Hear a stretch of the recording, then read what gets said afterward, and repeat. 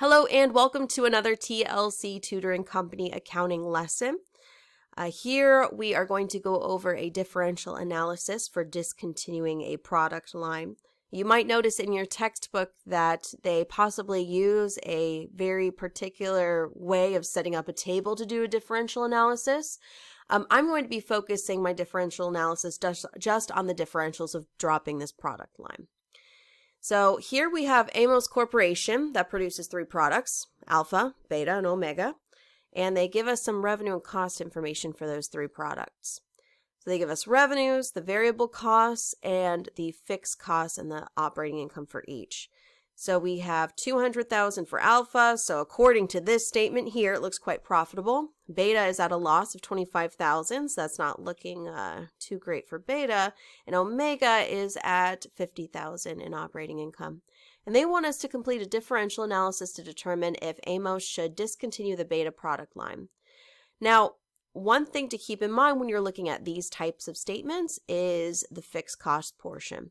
Now, as you've probably learned so far in managerial accounting or cost accounting, our fixed costs are allocated using a wide variety of methods. We could allocate fixed costs evenly. We could decide to allocate these fixed costs according to some type of activity-based costing analysis. Many different ways to allocate fixed costs. Now, the way that these fixed costs are, one, they could have been allocated in a way that over allocates them to certain products. So that's one thing to keep in mind. Two, when it comes to our fixed costs, sometimes those fixed costs are what we call unavoidable. Now, when we say that fixed costs are unavoidable, that means that, for example, this $75,000 that beta has, this might be just a fixed cost that we are going to have at this company no matter what. For example, this is a bit of a stretch, but let's say that these fixed costs, we have 325,000, I believe, 325,000 of fixed costs. Let's say our only fixed cost for this company, I know this is ridiculous, but let's say that it's rent. And we rent out one big warehouse.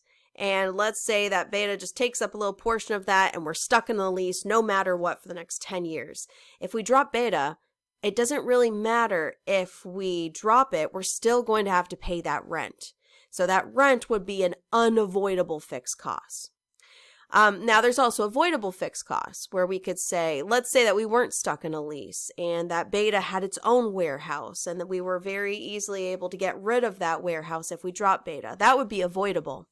In this scenario, we are going to assume that all fixed costs are unavoidable. So whether we drop beta or not, we can see that we are still going to have this cost. And I think if you have a very strong accounting mindset, you're probably already taking a look at those numbers and realizing what our final result is going to be. But let's keep going. So let's go ahead and focus on beta. Now, if we drop beta, we are going to be losing some revenues and some costs. Now, when I do my analysis here, I am going to be focusing on the differential effect on operating income. So what's going to happen to this company's net income if we drop this product? So if we drop beta, we are going to have some lost revenues.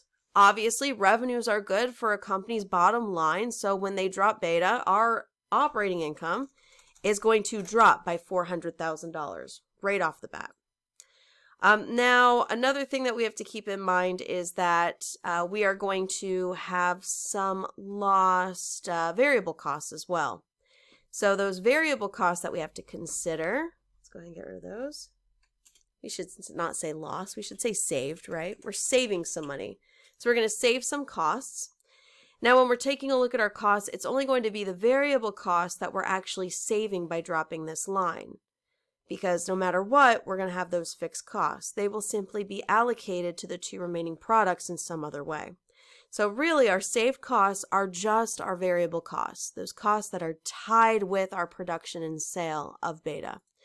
So remember, when we save costs, that's actually a good thing for the company. So that is going to increase their bottom line. So saving costs is going to be a positive effect.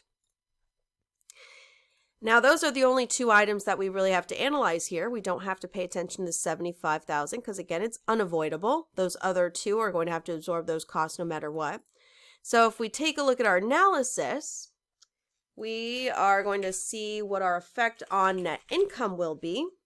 And if we net those two, we see that dropping the beta product line would actually cause our net income to decline by $50,000. So if we drop beta, since this $75,000 is unavoidable, we're going to have those costs no matter what, we're actually losing $50,000 if we drop that line.